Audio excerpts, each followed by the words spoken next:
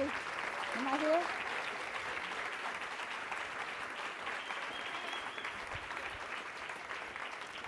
Good evening, everyone. I'm Maggie Williams, Director of the Institute of Politics at Harvard University. Tonight, David Gergen, Director of Harvard University's Center for Public Leadership and Senior Political Analyst for CNN, will interview Barbara Walters for a change. David Gergen has advised 4 U.S. presidents: Nixon, Ford, Reagan, and Clinton. Barbara Walters has interviewed Nixon, Ford, Carter, Reagan, Bush Sr., Clinton, Bush Jr., and Obama. So I imagine these two will have a lot to talk about tonight. As much or perhaps more than that of any journalist, Barbara Walters' career embodies and has shaped the history of television journalism and its impact on American politics.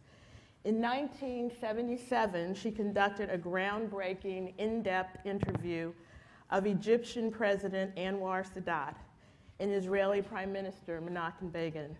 For decades to follow, her signature interviews of heads of states, presidential candidates, and cultural entertainment icons informed and fascinated our country and the world. Just a range of people interviewed by Barbara Walters is amazing. To name a few off the top: the Shah of Iran, Margaret Thatcher, Putin, Fidel Castro, Indira Gandhi, Katharine Hepburn, and Michael Jackson. She also interviewed First Lady Hillary Rodham Clinton. This one sticks in my mind because at that time I was serving as the First Lady's Chief of Staff and Assistant to President Clinton. We knew a Walters interview guaranteed a vast audience, and we also knew what to expect. Barbara Walters would be unsparingly candid, unflinching, probing, intelligent, informed, fully prepared, tough, and fair. It is my honor and a great delight to present a conversation with a giant of American journalism and one of the kindest people I know. David. Thank you.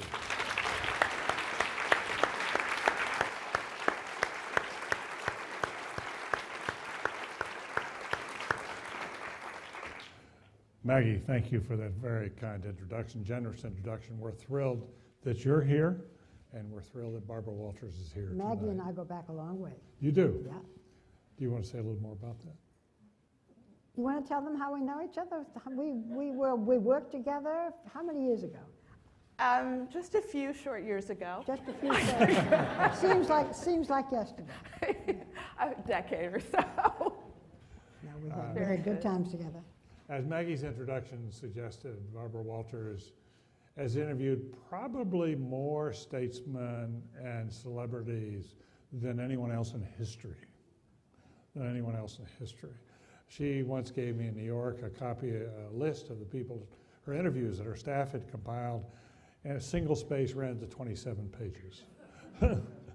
It's extraordinary. Tonight we thought we might take a bit of a stroll down memory lane, helping to understand her background, but very importantly, what she learned from leaders, their reflections on leaders that she has interviewed over the years.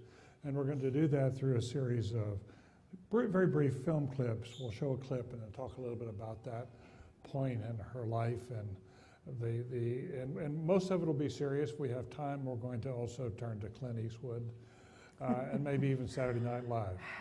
But let's do the serious part first. Barbara said to a class this afternoon, the first thing in any interview should be, tell us about where you were born and where you grew up. In this case, very relevant to this audience. I guess I do. I always say, if I can, tell me about your childhood. Your childhood. Yeah. Your first 10 years. And my childhood was, I think, a little unusual. I wanted my father to be a dentist and to come home, 6 o'clock at night. Instead, my father owned a nightclub, and a series of them. Very glamorous nightclub in New York and in Florida and in Boston called the Latin Quarter. It was sort of like the Folies Bergère. So the point of that, David, is that I grew up knowing that celebrities had problems and knowing that they were real people. And it helped me because I have never been in awe of a celebrity. Interesting. That's very, very interesting, especially about the problems now. But you did grow up in Brookline. I grew up in Brookline until I was about 9 or 10. I went to the Lawrence School in Brookline, and then my father opened another Latin Quarter in Florida, and we moved there, and then he opened another nightclub in New York, another Latin Quarter. So I moved to New York finally with my family when I was 15, and I consider myself a New Yorker. Although when I come back here, I practice my accent. I say aunt, and I'm going to go home and take a hot bath. Good. That must have been owning a nightclub, and he had very well-known, big reputation. Also must have had a lot of ups and downs. It did. In his final years, he lost everything. He was a gambler by nature. If he hadn't been, he wouldn't have opened the first Latin Quarter, which he did, he said, by taking the 20 cents in his pocket and giving it to the waiter and saying, now we start out like this. Did that put a lot of responsibility on you? It did. I also had a sister who in those days was called retarded.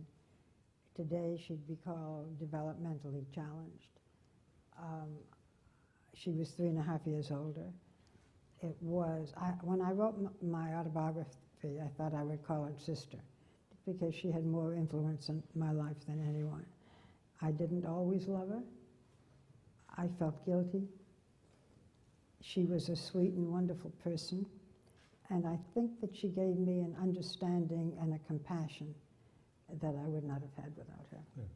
So that's such an interesting combination of being around people, celebrities who had problems, and then also learning empathy at an early age. That seems to have influenced your interview style, because you connect with people, but you're willing to talk about their issues in a very empathic way. Well, I'm fascinated. I think we all are, but we don't know how to find it out by what makes people tick. Right. And a lot of my interviews, even with heads of state, had to do with, tell me about your childhood. Who are you? What is it about you that made you this person you are today? I was criticized for a long time for doing that. No, it doesn't matter what they feel. What matters is what they do. And I think to know why someone does it, what happened in the childhood, especially with a man, the relationship with his father, mother in a different way, but with his father. I like to go beyond the surface question. Why are you dropping bombs? Do you like dropping bombs? How come you like dropping bombs? But that also reflects a deeper curiosity. Yes. Which is really a driving force. If you don't have curiosity, you shouldn't be in this business. And you should be able to, I've said, I do a lot of homework, and I write my questions out, and I write them out, and I write them out, and then I can take them and throw them all away. You should do your homework, you should know your subject, and you should have, first and foremost, curiosity. Right. You went on to Sarah Lawrence, graduated from Sarah Lawrence. At that time, that was regarded as, it has always been regarded as a school for daring women. Well, that's putting it kindly. Tell us why. Well, Sarah Lawrence, when I went there, was considered, it was a school that didn't give and doesn't give grades. It gives long reports. Sometimes I wish they'd just given grades. You didn't have to tell me what I thought, what I felt, so forth. But it was a school that taught you how to think for yourself. Right. And most of all, to not be afraid to ask questions. When I was there, it was an all-girls school. Since then, it's co-ed. I have said sometimes, because it's an unstructured course, so many of them, you have so many electives from the beginning. And I've said, and I regret it, so I'm going to clear it up now, that I didn't learn anything. I didn't learn specific subjects. I didn't take chemistry, I didn't take physics, I didn't take a language. I must have taken something. But it taught me how to think. It taught me how to think independently. It had wonderful teachers. And most of all, and I say this to all of you, it taught me not afraid to do this. Sarah Lawrence was all women. Did that help fuel your passion about the advancement of women, or was it your own experiences? What was it? No, I wasn't not a Gloria Steinem, as wonderful a person as Gloria is. I felt that there was nothing I couldn't do. I didn't feel restricted. I didn't feel I had to get married, and most of the the girls in my class were getting married. But in those days, the feminist movement came later. And I remember writing a letter to the president then of NBC News saying, we should do something on this. And I got a note back that said, not enough interest. Whoa. It was just beginning. Okay, so shortly after you come out of Sarah Lawrence, you have a little advertising stint, but then you go to NBC. Yeah. And I want to show a clip because at NBC, as a woman early on, you were really expected to do fluff. Yeah, fashion shows, and I used to call it tea pouring. What'd you call it? Tea pouring, not tea party, tea pouring. Here's my tea pouring segment. And they were called Today Girls. Today Girls. Yeah, I was the first one not to be called a Today Girl. I'm not sure it was entirely a compliment. I liked it at the time. I was so sure of that. But when you broke in, you had to go off and go to a... I was the first one who came from behind the scenes. I was not a model. I was not an actress. I was a writer on the show. I wrote for Hugh Downs. I wrote for the other people. And then little by little, I went off and did stories on my own. Right. And at that point, there was an actress who was the Today Girl, and she wasn't working out very well. And they had to let her go. And so they had to pay her, so they needed somebody who would work cheap. I'm very good at working cheap. I'm very good at not working cheap. But they put me on for 13 weeks. Yeah. And I stayed on for 13 years. Right. And that was back in the early 60s. So, but then you went and made this transition from fluff into much more serious journalism with the assassination of John F. Kennedy. And let's show it. There's a brief clip. It's only about 30 seconds. So it'll be first. We'll try these clips out now. Can we bring that first one up, please?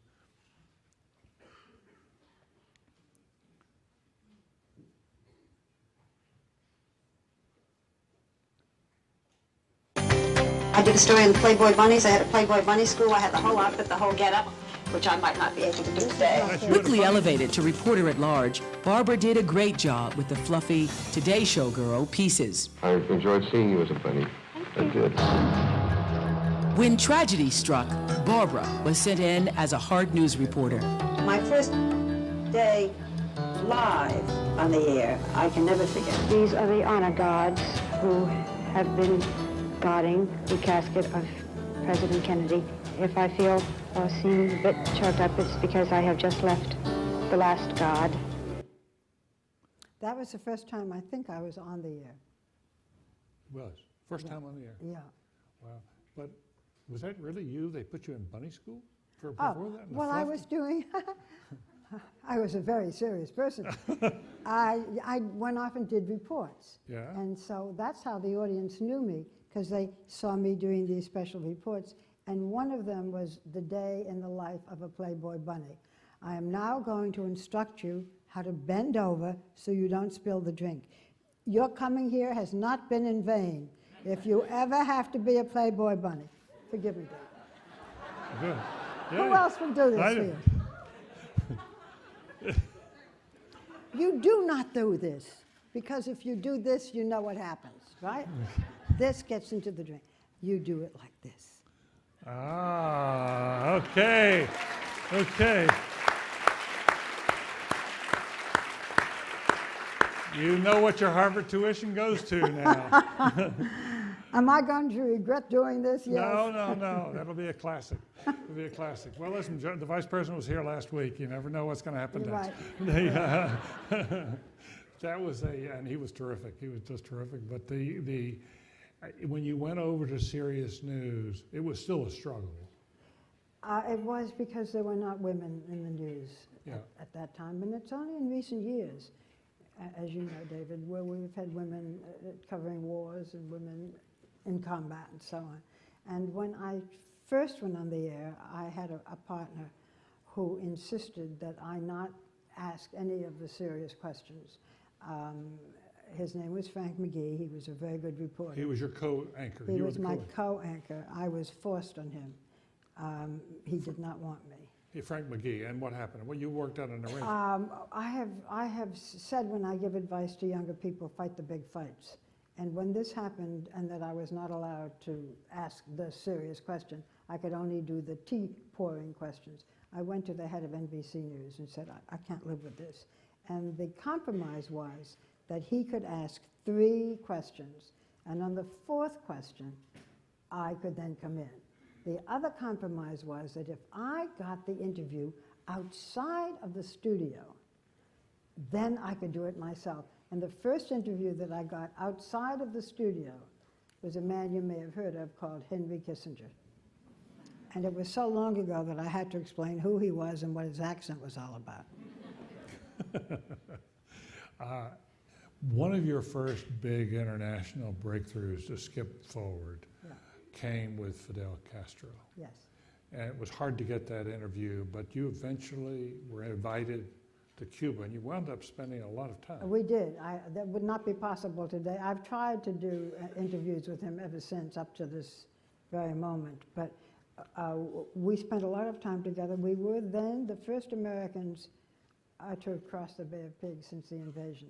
You were the first American. You were with him. I was with him. Would you spend 15 days? You could never do that today, but yes, I did. 15 days with him? Well, we traveled all through Cuba. We traveled all through the Sierra Mountains, where I sat next to him while I held his gun and hard candy to give to the young kids who came by. I mean, it could never happen today. But we also knew from that interview, which we had not been certain of before, that he was a communist. Because there has been, what was he, what really, how did he feel, and so on. I liked him a lot because I'm a woman at that time, and obviously still today. There was this, did we have a romance? Because how else could you, what were you doing being a female reporter with Fidel Castro if you didn't have a romance? We did not have a romance. To my knowledge, he did not speak English. I learned years later that he did speak English, and he was deliberately not so he could hear what I said about him. But in any event, we spent a good deal of time together. He is a magnetic personality, and we went all through Cuba. Okay, let's look at that clip briefly. It was brief. If there's a way we can bring the lights down quickly so we can get through these, that would be great. I don't know how to speed the process up. Great. On the ride across the Bay of Pigs in his armed patrol boat, we talked of the assassination of John Kennedy to see if Castro could shed some new light. Do you feel that it was done by Cubans who were afraid ¿Considera usted que lo of a hicieron new cubanos que relationship tenían miedo de unas with the nuevas United relaciones States con and los Cuban Estados Unidos y exiles? Cuba?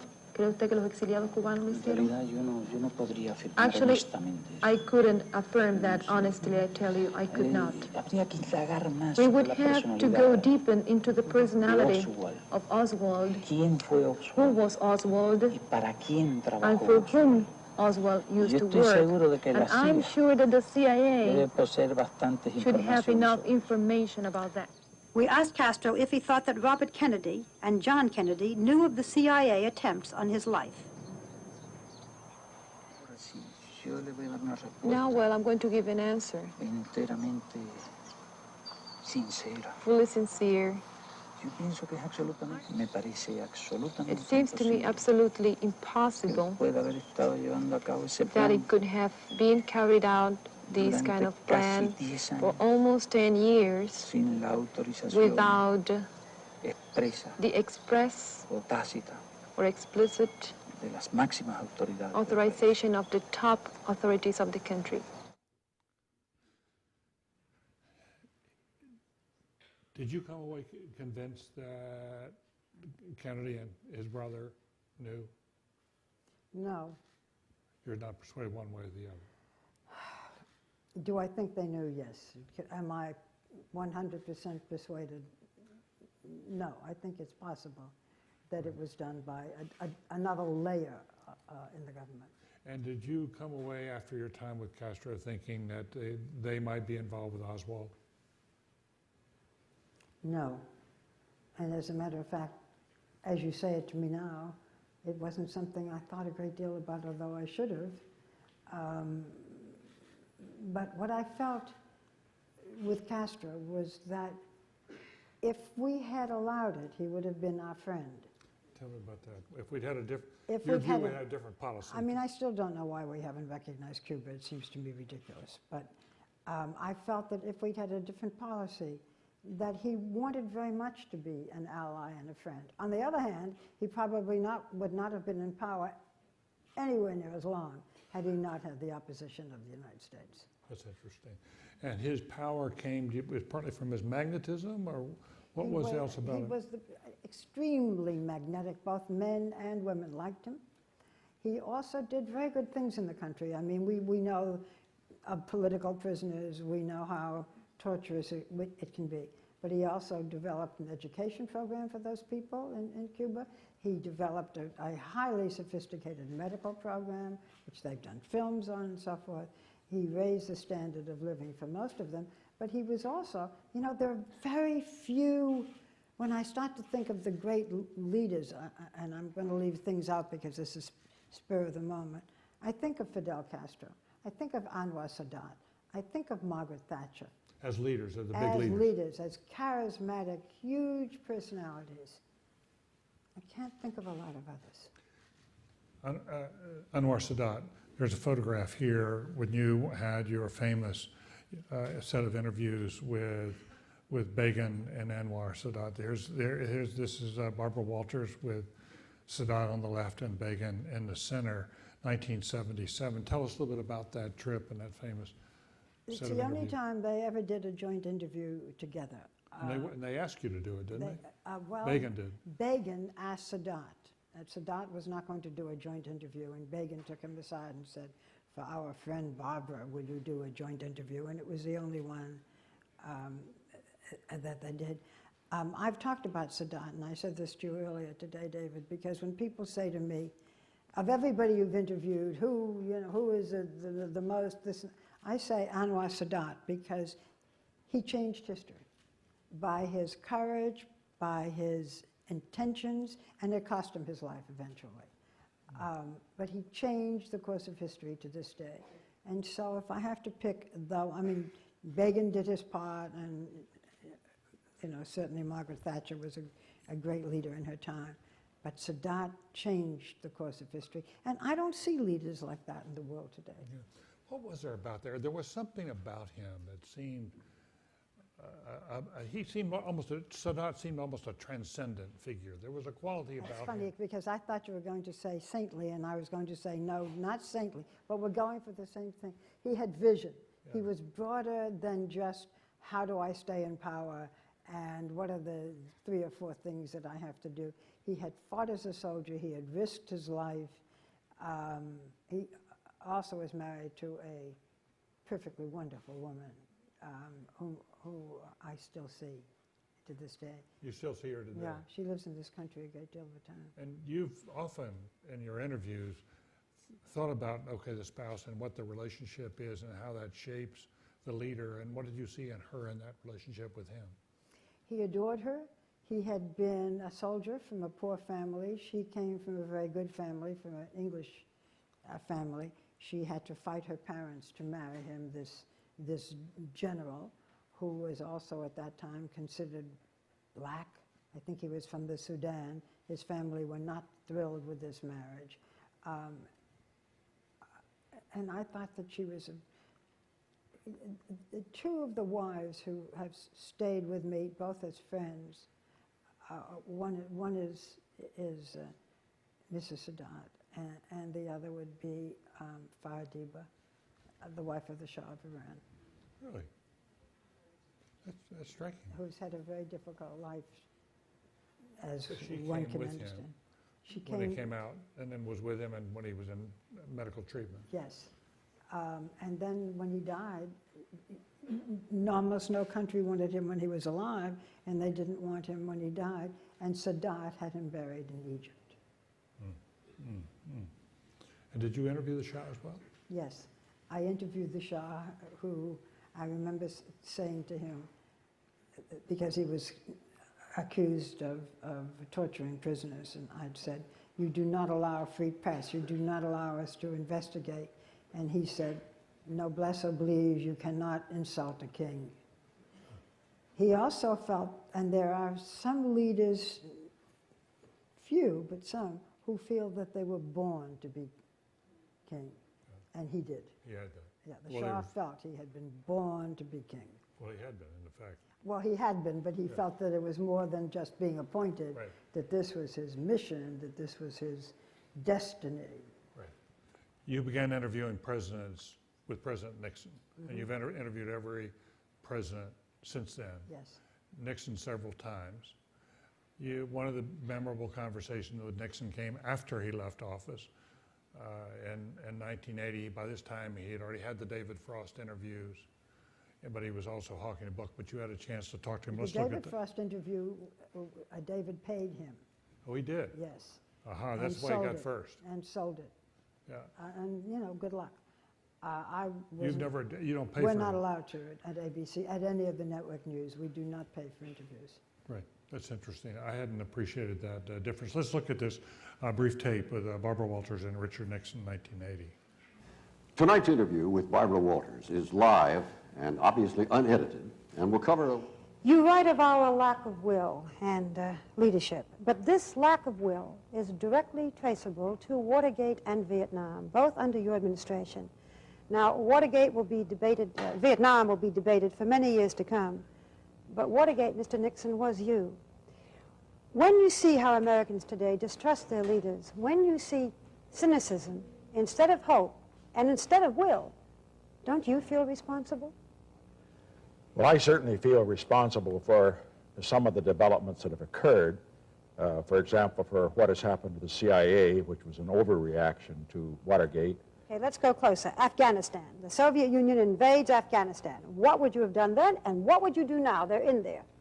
Well, first of all, 18 months before they invaded Afghanistan, they had a coup d'etat which gave them control of Afghanistan. They should have been stood up to then, and then we should have conditioned our further discussion of arms control, which they wanted, on that particular... Well, you keep talking about standing up to. Let's take it right now. How do we stand up to them now? How do we get them out of there now? Are you sorry you didn't burn the tapes? Yes, I think so. I would like to have heard what he said about Afghanistan. I know. I didn't see that clip. Yeah. Well, let's talk about two aspects of this. Tortured individual, Richard Nixon. Frank Langella, the wonderful actor, played Richard Nixon in Frost Nixon, and wanted to meet me because he wanted to know what I thought of Nixon. And I don't know whether you will understand this, but I said he seemed to me constipated. Oh. Everything was such an effort. And he would, when we did an interview, he would start out telling dirty jokes to the camera crew. He wanted to be liked. He wanted to reach people. And he had no idea how to do that. He didn't in his private life. He didn't, as you see, in his professional life. I did several interviews with him, so I'm grateful for that. But he was a man who was ultimately tragic and never found himself, as you can see, even from that little bit. Right. I've seen him called and described in many ways. I've never heard him called constipated. Well, now you have. I know I haven't. That is a whole new way to think about the Nixon legacy. I'm not sure we'll find it in the Nixon library, but that'll be all right. I was really fascinated by that, but the approach you took in that interview. We had it went by very quickly, but how you waited. I asked for a time cue. You asked tell us about that. You were interviewing him. You had him on live, right? We had him on live, Yeah. and that he wanted to be on live, and that's very dangerous. He didn't want to be edited. He did not want to be edited. He turned 60 Minutes down because they wanted to edit him. He said, no, it has to be live. And I remember at one point in the middle of my interview, I wanted to turn to foreign policy questions, and I couldn't find my questions. And I nearly went crazy. I'm live, and I realized I was sitting on them. But I had asked the stage manager, I said, give me a 30-second hard time cue, 30 seconds before the end of the show. I said, Mr. Nixon, did you burn the tapes? Did you Do you regret, or did you burn the? What did you ask? I said, "Do you regret that you didn't?" I think you saw tape? that you didn't burn the tapes. Yes. And he said, as Yes. you heard, he said yes. He said yes. And it's the first time he'd ever said that. Mm-hmm. But the point was that you, by restricting it, so he didn't have a chance to put all sorts of qualifiers. That's in right. there. You had to have a yes or no. Had it been on tape, he would have said, "Well, when I think about it, but you have to understand, Barbara, that the mechanism didn't work." And oh, please, yes or no, you know. You got it. I got it. It was the risk. Well, sometimes you have to take it. Well, that's your dad. Yeah, well, sometimes it works and sometimes it doesn't work. I mean, what reminds me of that when we were talking about the last question, because you and I have talked about this, was when I interviewed Putin. Right. And I saved my question for the very last question in case he walked out. And the question was, you're not going to show this, are you? Or No. will you? Okay. The question was, Mr. Putin, did you ever kill anybody? You asked him, did you ever kill anybody? Did you ever kill anybody? And I saved it for my last question in case he got up. And he gave me, I thought, the strangest answer. He said, no, because that wasn't in my area.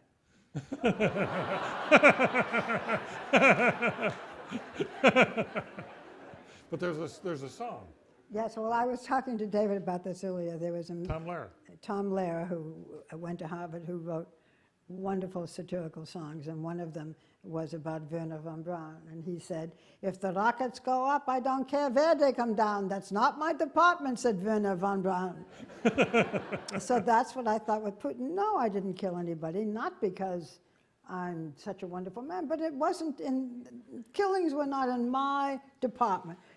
Maybe it was over here with Vladimir, but it wasn't mine. A very different president that you went to see, and I think the year was 1981, Ronald Reagan. You went to see him on his ranch. I did. This was his escape. I said that it was the scroungiest Jeep I'd ever been on, but this is where he went to escape. It wasn't a very glamorous ranch. It had a little lake. It had a rowboat on it that said True Love, where he could take Nancy. It had a very comfortable house with no books. No books. That's interesting. That was an interesting detail. I'd never heard that before. That's interesting. We have a little clip here, I think. And the president takes the wheel. I hope you're a good driver. You know what you're doing, I hope.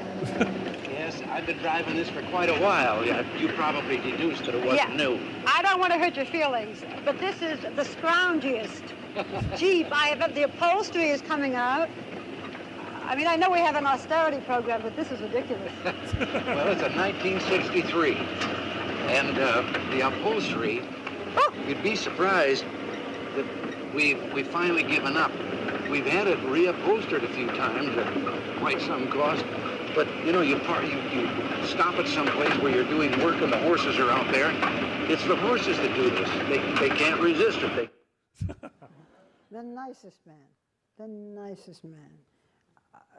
The warmth that he exuded when he met anyone.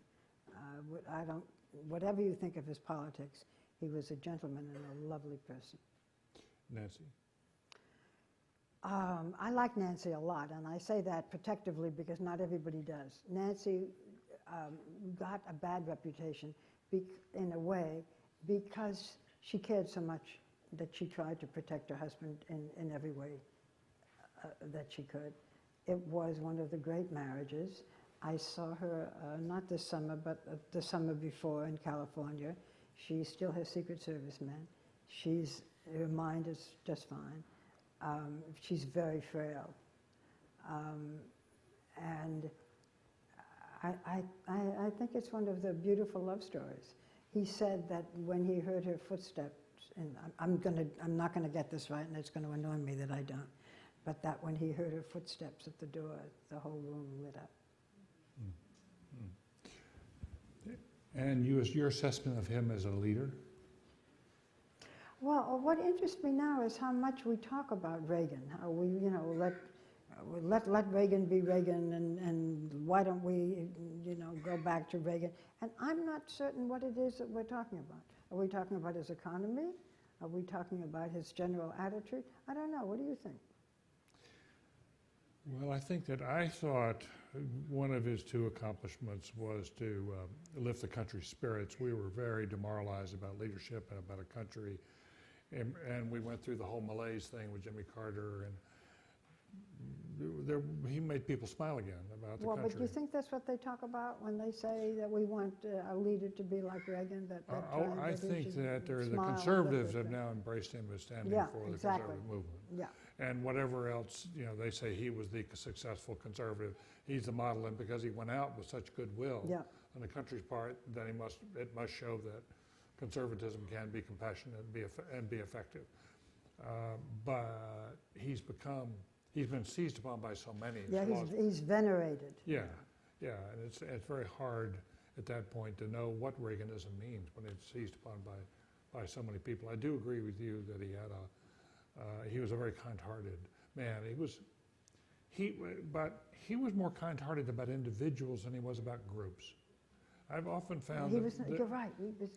I've often found that liberals really care about groups, but sometimes with individuals, they're not really terrific. And by the way, if you sat next to him at a dinner. What's that? If you sat next to him at a dinner, because I was fortunate enough to be at the White House once or twice, he told jokes. Yeah, exactly. And he liked it. Mm-hmm. George H.W. had lunch with him every week. The most important thing that he wanted to know from the staff, do you have any fresh jokes I can tell him? He had to go armed with fresh jokes for every Friday lunch. And it was but I do think if he met an African American who was down and out, he would give him the shirt off his back. But he didn't see African Americans as a group as being in trouble. And I think that was a real shortcoming. That you've got to relate to more than the individual. You've got to understand the dynamics. And I don't think that was part. He just hadn't lived in that. I was going to say, if you know, and you do, if you know how he grew up, and how deprived in many ways his childhood was, it was not something. They were not groups of people he met, and he wouldn't have known how to treat them. Exactly. That's exactly right. I think we're going to have a chance now to jump up to more to the present, and I think we have some clips with Barack Obama. Can we bring those up? Barbara Walters and Barack Obama. How did you feel when you read about the three heads of the auto companies taking private planes to Washington? Well, I thought maybe they're a little tone deaf to what's happening in America right now. This has been a chronic problem, not just for the auto industry. I mean, when people are pulling down $100 million bonuses on Wall Street and taking enormous risks with other people's money, that indicates a sense that you don't have any perspective on what's happening to ordinary Americans. Should bank executives, it's almost Christmas time, forego their bonuses? I think they should. That's an example of taking responsibility, I think. This man who was considered such a great communicator, what did he do wrong? It's a tough time. Unemployment is high. Folks are hurting. I wouldn't want to take back any of the investments that we've made in education. So I think from a policy perspective, he's done an outstanding job. She's a little biased. What? It's a 10. You're lucky. I'm here watching him. Yeah. I'd like to talk about Syria. Do you plan to recognize the opposition and give them some legitimacy? We've made a decision that the Syrian opposition coalition is now inclusive enough, is reflective and representative enough of the Syrian population that we consider them the legitimate representative of the Syrian people in opposition to the Assad regime, and so we will provide them recognition, and obviously with that recognition comes responsibilities on the part of that coalition. That's a big step. It is a big step. It never happened like that. Yeah. I mean, he said, when a certain mark comes and they cross that mark, we will take action. And he hasn't, and I think this is perhaps one of the things that when people criticize him, this is what's brought up, that he said he was going to do something about Syria and didn't, and was sort of rescued by Putin. You have said that when he was elected, there was almost a sense that he was a messiah, and that. Well, he has this great. These expectations were sky high. He had this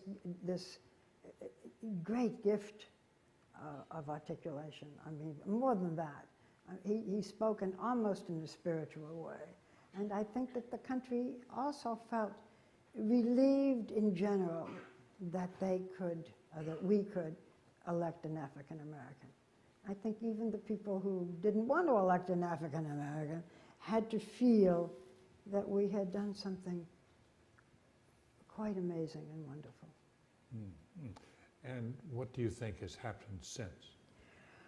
Well, the people I talk to use the word very often disappointed. They're disappointed. And he also seems, I mean, this is a man very involved in his family and his children, as we know, perhaps more than any other president. And there is also the feeling that he doesn't see enough people, that he doesn't listen to people. I have friends of people in government who talk about, they meet with him and he listens to what they say and doesn't respond and doesn't take action, and that he is this sort of solitary figure in the White House. Isn't that what you hear? Mm-hmm.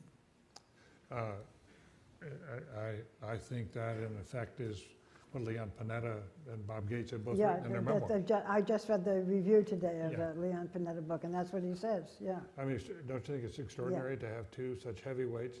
Saying we can't get inside, we can't get to him, we can't get, we don't know what he thinks. And while he's still in office. While he's still in office. That's very unusual. People are usually much more circumspect for a while. I don't Standards think, have changed. you know, to sit and give opinions is the easiest thing to do based on no facts. I don't think he cares what people think. I think he cares enough to be reelected, and I think he cares enough about the issues he cares about. But I don't think he worries day by day about what people think. Well, in some ways, you can be worried about history and what's your legacy, your big legacy. He has said, you know, time will tell, we will see, so on. I've asked him that question, you know, how do you want to be remembered? I don't get anywhere. Is he enigmatic to you? I love interviewing the two of them together. Huh. I enjoy it. Because? He's funny, she's funnier, and they're a charming couple. So that I like to see the way they treat each other. They are so different. I remember once it was before Thanksgiving, and I said, what are you going to do for Thanksgiving, and so on. And he went into this very florid peace on earth, and so on and so on, and she said, eat the pie. I don't find him enigmatic. I think he is, I find his whole history so interesting. And you know, you and I talk about the fact that I say, tell me about your childhood. This is a man who had to spend his childhood pleasing people. I mean, first a father he didn't see, then a stepfather who was not really there for him, then a mother who abandoned him to grandparents. He spent all of his early years trying to be accepted and liked. And I think we have to recognize the mark that it made on him today. Mm-hmm. That makes you more sympathetic. I try very hard when I'm doing an interview to not to think about whether I like them or don't like them. But you try to understand them. I try to understand them. And not be judgmental. And not be judgmental. Did I shut you up totally? No. I was thinking we were going to shift gears. Okay. And do something very lighthearted. Because all of us want to hear about Clint Eastwood and that famous relationship. Let's bring up. I have to talk about this. This is so sad. Are you afraid of showing emotions? I don't think so. Do you ever tell anyone? No, not necessarily. Not even a woman you're close to? You must drive people crazy. A woman would go absolutely nuts if you knew 100% about a person. How do you know? Might be terrific. But it might be boring. There'd be nothing else to know. The women I know understand. You don't see them again, huh? Yeah, somebody who's that interested, I wonder why they're that interested. Why aren't they enjoying the fact that there's more to know all the time? Don't you think? Don't I think? I don't know. I think somewhere between the two. I mean, I think it's nice to be mysterious. If you knew 100%, what's there to know? You would drive me nuts, and I would drive you crazy because I would be saying, but you know, but didn't you, or haven't you, or haven't you? Well, we could try it and see if it worked out. We'll start with this interview. If this is okay, we get somewhere, maybe we'll do another interview. I think we'll stop and reload.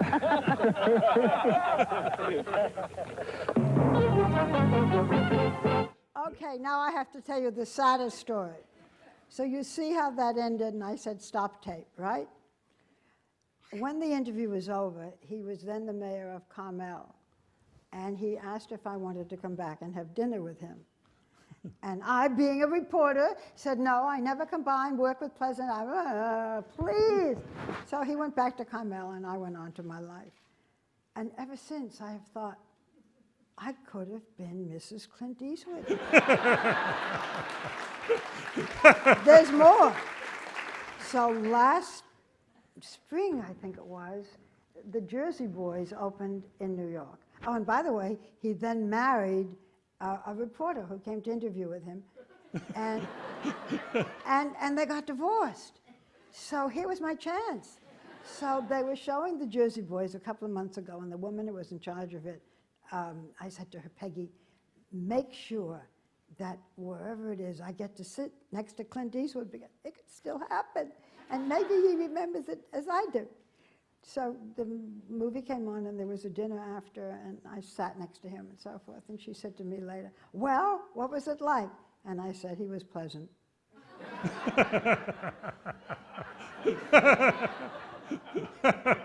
That's sad.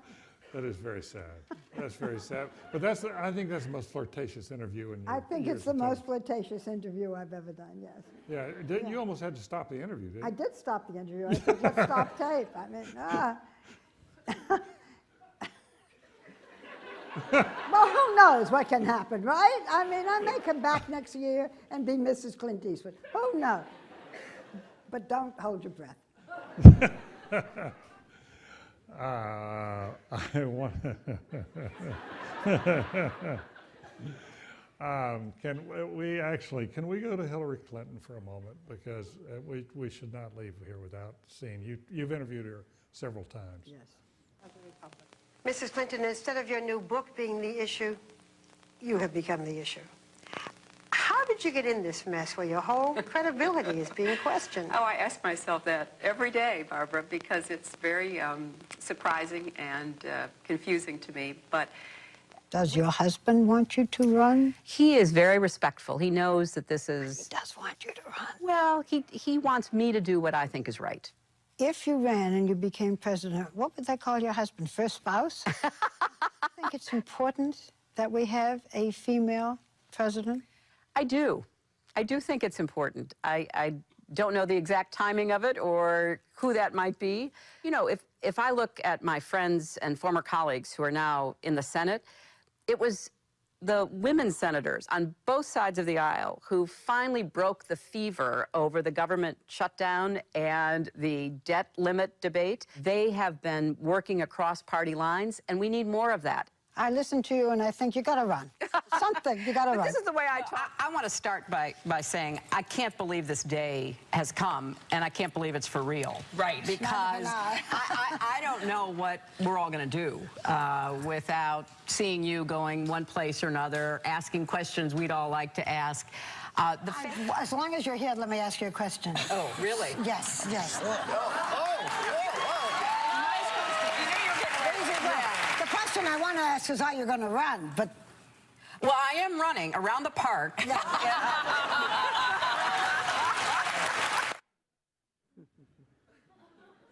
That was last spring, I guess, wasn't it? Yeah. You were just, that was your final That appearance was on The View. my final day in The View, and Secretary Clinton came on to wish me well. As Maggie Williams said earlier, you all have had a really interesting, positive relationship. Yes, we have. And what kind of leader do you think she'd make as president? I think she would make a very good leader as president. I think that she, most people seem to feel that she's absolutely going to run. I wouldn't bet 100% because it's so tough to run. She's gone through so much. I don't know where she is in her head. I mean, she may just feel it's enough already. I've proven myself. I have a child. I have a marriage that somehow or other has gone on, and I have seen them privately. No, I mean that. I mean that. I have seen them privately. We sometimes spend Christmas with the same people, and I think she's crazy about him. And so I can't say that she would absolutely run. She may take a different course. I don't know how you get so close to the triumph and walk away from it. Do you think? But it's possible. Do you think a woman would think about it differently than a man would at her stage in life? Yes, I do. In what sense? I will be I've heard criticized people for tell me thinking that. and I wondered.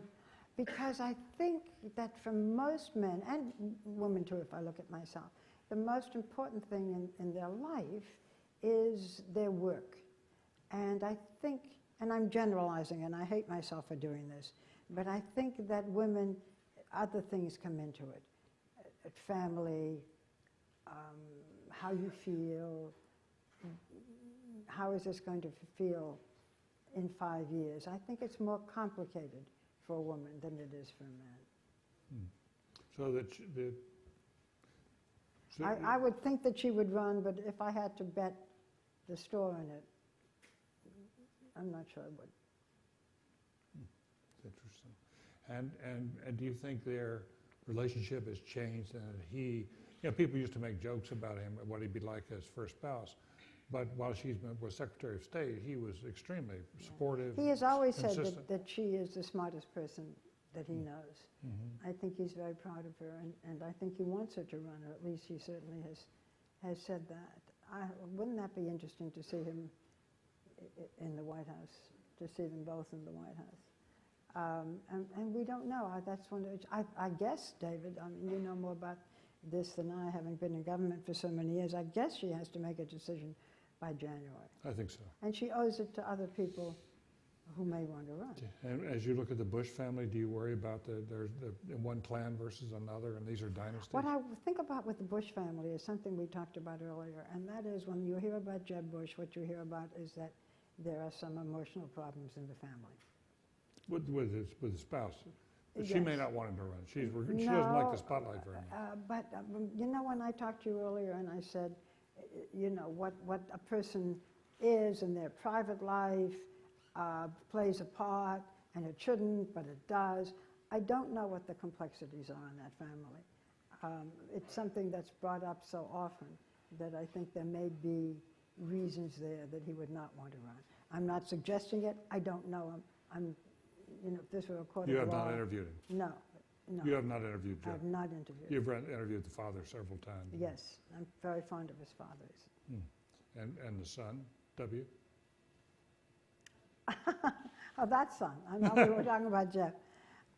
A very affable man and will go down in history as a pretty good president. He certainly better than people thought. Yeah, he certainly made his huge mistakes, but I think that history will regard him kindly. It's interesting. I think we should go to the floor for a short while. I have one more clip to show before it's all over, but there are microphones here, and please identify yourself. There are microphones upstairs. I wanted to, please come ahead. Please.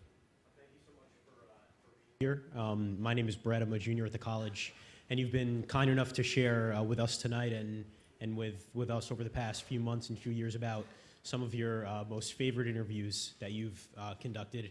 And I was wondering if you might be willing to tell us about your least favorite interview. My least favorite interview, I've written about this, so I don't mind saying it. My least favorite interview was with Warren Beatty, who, if you say to him, "What time is it?" says, that's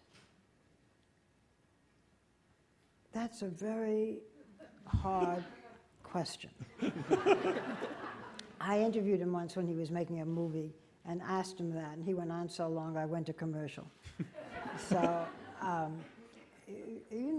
there are people who want to do interviews and who have things they want to say, and there are other people who are being pushed by the studio to do an interview, and I can name you some of them, and but part of what our job is is to open them up and to find the way to get through. And that's when I go back again. Do your homework. I remember doing an interview once, and the person I was interviewing said, "You know more about me than I know about myself." And that's true. And by the time I have done the homework and read and looked at the clips, looked at the television, I'm just saying this to any of you who are doing interviews, don't just read the material, get the television. What's their body language? How do they look? How are they acting? I know them pretty well. Now, what was your question? Who's the hottest interview? Warren Beatty. Thank you. Thank you. Please. Thank you for coming, Barbara. My name is Mansour. I'm a first year here at the Harvard Business School. My question is, has there ever been an interview that you've turned down because you've questioned the person's morals or their beliefs? Or have there ever been ones where you have said, because of the things that they have done, I as a reporter cannot condone this, or this would cast a bad light on myself or ABC News or NBC or whoever? Has there ever been a situation that's come up, and how have you dealt with those? I've done the interview. I mean, I've done more murderers than presidents, and stayed in touch with some of them, as a matter of fact. And I'm very unjudgmental. Not in my day-to-day life, I make judgments about friends. But when I do interviews, when I do, I remember after interviewing Yasser Arafat and after interviewing Sadat and Begin and so forth, doing an interview with Katharine Hepburn, who said, "I see things in black and white. This is right or that's wrong." And I said, "Well, I don't. Sometimes I see things in shades of gray." And she said, "Well, I pity you." So the answer to your question is that there are very few interviews that I would turn down. I don't want to do something just for the sake of sensationalism. That I will turn down, and we see more and more of that today. But as I said, I've interviewed, John Lennon's murderer, the Menendez brothers. I mean, I can go through a list of I remember with the Menendez brothers, Eric Menendez said, I'm just a normal boy. And I said, "Eric, you're just a normal boy who killed your mother and father." Please. Good evening, Ms. Walters. My name is Mavra Aga, and I am a 2L at Harvard Law School. Thank you so much for being here. My question is related to interviewing, but more so about storytelling. Some people, and I think rightly so, have identified you as the best storyteller of all time, and it's clear that you've heard some of the greatest stories and maybe some that you think could use some improvement in terms of the method of storytelling. So my question for you is, for those of us who are searching to tell our own stories, whether that's through a job interview, through an admissions essay, through even giving a speech, what practical skills and attributes do you think are required to be a great storyteller? Well, it has nothing to do with making a good speech. I think you should try to think what the most important things there are. If you want, do them in categories. You can do it chronologically, whether you're talking about childhood, middle years, college, and so on. And what is it you most want to say? Just because you want to write your story doesn't mean that I have to read your story. So what is it? Why should I care? Figure out why I should care, and then write your story. Why should this person? Yeah, why should you? You're writing the story, okay? I'm going to read your story, right? Why should I care about you? And how do you make that address the question of why should I care? I think you have to find out in yourself what are the most important things that you have to say. What is it you most want the world or one person to know? And then what is the most dramatic part of it? And it's very, I'm pausing because it's very hard to say to someone, sit down and write a book and you'll be a bestseller. But do you really have something to say? If so, what is it? And then go ahead and do it, try. More books have come out where you never expected that they would make it, and then there are other books which should have the biggest sale, and they're not. They're boring. So do you have a story to tell? Start with that. Do I have a story to tell? If so, what is it? That's awfully simplistic, but I don't know how else to answer it. Thank you. That usually goes to your passion, too. What is it? What do you care deeply about? I'm not sure everyone has a passion. You don't think so? No. I know that they say when you're in college and you don't know what you want to do, you should follow your passion. I had no passion. And I could have made it a successful person if I'd had a passion. Please. Good evening. My name is Auden Lawrence, and I'm a junior at the college. And I'm wondering what advice you would give to young women who are interested in being involved in or entering the journalism world and thinking about keeping your credibility and breaking through. What advice would you give? I'm asked this all the time, and I pretty much say the same thing. Get your foot in the door. Get there before everybody gets there in the morning. Stay later than everybody stays. Get the coffee if they want the coffee. Learn your subject. Don't be above it. Oh, I'm a graduate student. Why should I get her a cup of coffee? I'm not saying you should, but you're not above it. Why should I have to go out and get the paper or the iPad? You know, do it. Get your foot in the door. And then just be so invaluable that they give you a raise and your own desk and your own place, and you can fire everybody who wasn't nice. I'm teasing. That part of it. Not very is much. Teasing. But that sounds very old-fashioned, but you still think that's what works. I do. I think if you want to be in broadcasting, and not everybody is going to be on camera. Everybody wants to be on camera. Get your foot in the door. Go to your local station. Go to your cable station. It's too hard to begin in the network. Learn. Do your homework. You're not just going to start here. Make yourself so invaluable. Make yourself so valuable. And fight the big fights.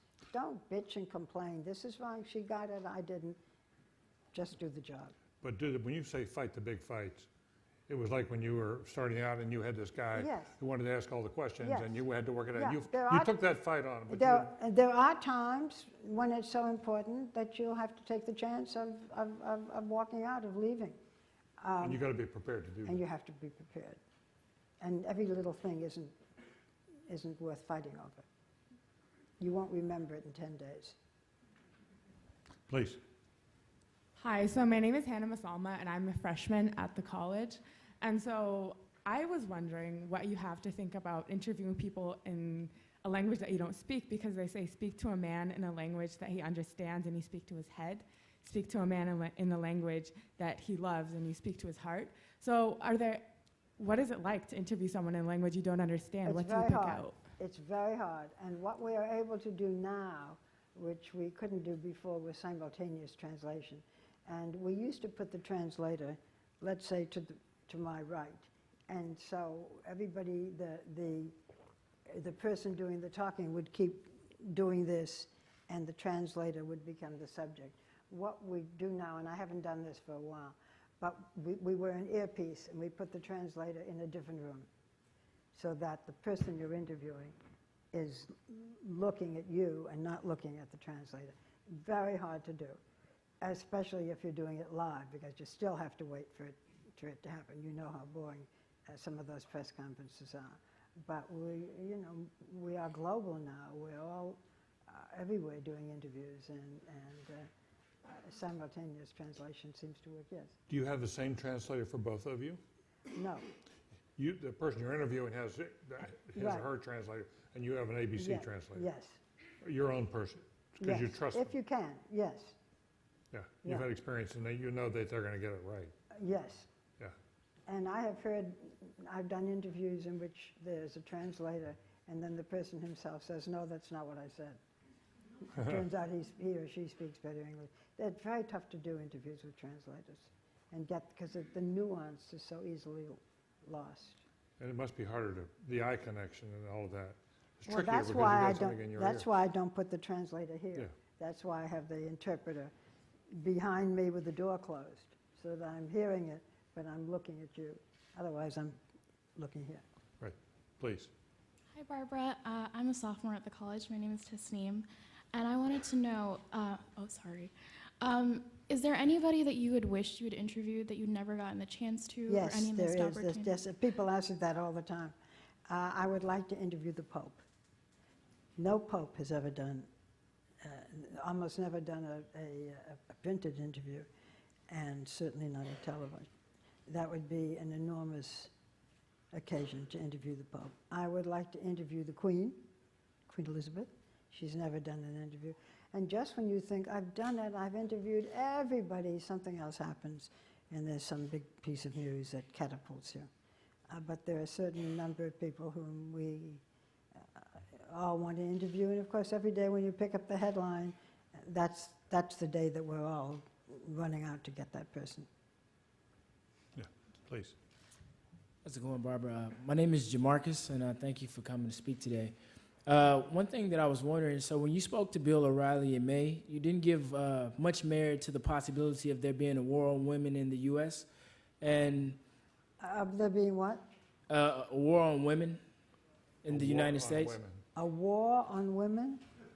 Was I talking to Bill O'Reilly about a... Bill O'Reilly is always at a war. I love Bill O'Reilly. Right. I didn't know that he had a war on women. Oh, no, you were talking about the equity that exists within society for men and women. And you were saying that at this point that a woman can do almost anything that a man can do within society. But one thing that I was wondering is that when you look at the rulings that came out within Texas recently, where all but 8 abortion clinics have been shut down, or when you look at a report that was published by Hannah Bowles in The New Yorker that found that women in the workplace who speak about their salaries are viewed more negatively than their male counterparts.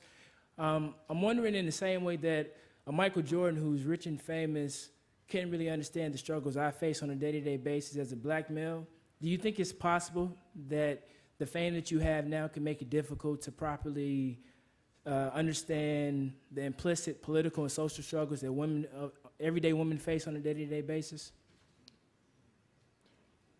I'm a little confused. Do I think it's possible for me to understand what Yeah. a woman goes through on a day-to-day basis? The fact that people perceive you not only just as a woman, but as a famous person, so they have this admiration of you, do you think it can make it difficult to see? I would like to tell you the number of people who do not adore me. Yeah. It is a very long list. And I think one of the things that happens when you work for a news department is they keep you relatively sane. You know, we don't have press agents. We don't have a lot of people fawning over us. Obviously, my life is privileged, and I'm very grateful for that, and especially that I can do things like this, that I can talk to you and learn from you. But it's not always going to be like this. And there is a downside to being well known to, you know, don't cry for me, my life is pretty wonderful. But, you know, nobody has it all. You do have a concern about where television is going, That's television news is going, yeah. and how it covers people who are hurting in this country. And Well, how there are two parts. I have a concern, and David and I are talking about it earlier, about television news, which I think is everything has to be fun. Everything has to be light. Everything has to be fun, or everything has to be an opinion. We don't just want to watch the news, which is why CNN is struggling, because they don't know what they should be. It used to be just give me the news. Now I don't want just the news. I need your opinions. And especially young people like yourself, you're not getting your news from television. You're getting your news from your telephone. You're getting your news from your iPad. So it's a very different time, and there is a big effort to be fun. Everything should be fun. And I deplore that. I used an example earlier. I said that, you know, you do a half-hour news, and the last 30 seconds is the marriage of two whales. Oh, come on. You know. So that part of me, that part of it is bothering me. And I worry about news in general. The 6:30 or 7 o'clock, I don't know what time you get your network news here. They're still important. We still watch them. But those of us who do are dinosaurs. It's a different time. And people want opinions. And the important thing, I think, is to be able to get more than one opinion. If you're only watching Fox, if you're only watching MSNBC, you're doing yourself a disservice. Did I answer your question? Oh, yeah. Okay. Hello? Can you hear me? Yeah, yes, you did, and I greatly appreciate the authenticity in your answers as well. Thank you. Thank you. And we have time for one last question, please. Hi, thank you for being with us today, Ms. Walters. My question, my name is Carolina and I'm a sophomore at the college. My question refers to your earlier statement where you said that you don't see leaders like Castro, Sadat, and Thatcher anymore, and I was wondering what kind of qualities you saw in those leaders that you don't see in leaders that you've interviewed recently. That's a very good question. I think the ability to make decisions, to have vision, to believe in what you're talking about, to have passion, not to do something just because you want to get reelected, a commitment to something that's bigger than yourself, that's important. I don't see maybe those leaders are around and they're young and I just haven't seen them. But I mean, what comes to my mind, and then I will regret it later, because why didn't I think of it? But we were talking about Angela Merkel, who comes closer to it, I think. In Germany. In Germany, in being a giant. She's not quite a giant, but I don't see right now the giant. But she's the strongest leader. But she's the strongest. Do you see giants? No, I don't. The Pope has emerged as a much more influential figure than one might have assumed initially. I think people look up to him as they do few other leaders in the world today.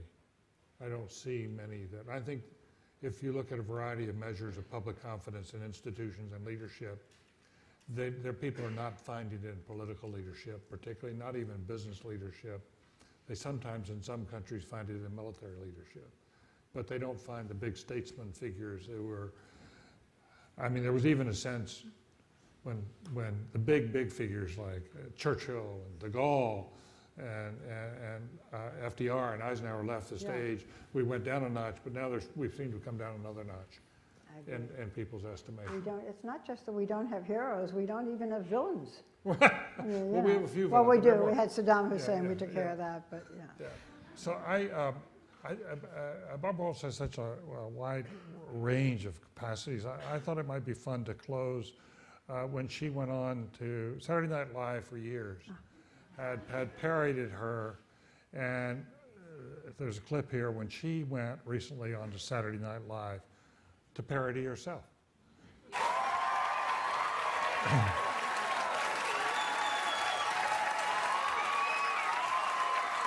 What an honor it was to see my groundbreaking career in journalism reduced to a cartoon character with a ridiculous voice. Oh, so Barbara, you're stepping down after over 50 years as a TV journalist. I mean, do you have any tips on how to achieve that kind of success? Okay. Do not be afraid to ask the tough questions, like, if you were a tree, what kind of a tree would you be? Your place or mine, Brokaw? No? But the real money is in making them cry. Nothing brings in the viewers like seeing a celebrity reduced to tears. You may think, oh, I'm really feeling bad for them, but all I'm thinking is, ka-ching. Barbara Walters, thank you. Thank you, David. Thank you. Thank you. Thank you. Thank you.